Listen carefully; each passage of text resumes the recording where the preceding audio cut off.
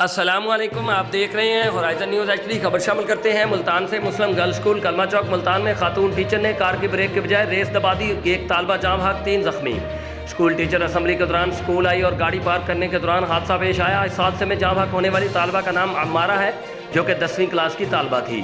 حادثہ میں زخمی ہونے والی طالبہ فضا سمیت 3 بچیوں کو ریسکیو 1122 کے ذریعے نشتر ہسپتال منتقل کر دیا۔ خاتون ٹیچر نے چند روز قبل ڈرائیونگ ٹریننگ مکمل کی تھی۔ واقعہ کی اطلاع کے بعد ضلعی انتظامیہ اور تعلیمی افسران موقع پر پہنچ گئے اور معاملے کی چھان بین شروع کر دی۔ واقعہ کے بعد اسکول کی طالبات میں شدید خوف و ہراس پھیل گیا۔ گورنمنٹ گرلز مسلم ہائی اسکول کلمہ چوک پل موجے دریا میں کار حادثہ میں طالبہ کے جاں بحق ہونے کا افسوسناک واقعہ کے بعد secretary schools education south Punjab doctor Ehtisham Anwar نے اسکول پرنسپل ماہ طلعت اور ٹیچر اقرا جمشید کو معطل کر دیا۔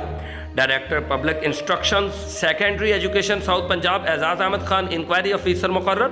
Secretary schools education south Punjab نے ڈائریکٹر پبلک انسٹرکشن سے 24 گھنٹوں کے اندر رپورٹ طلب کر لی۔ تمام حقائق کی جانچ کے بعد ذمہ داروں کا تعین کیا جائے، ڈائریکٹر پبلک انسٹرکشنز کو ہدایت۔ Report Abdul Shakoor, divisional bureau chief, Bahawalpur, horizon news H D.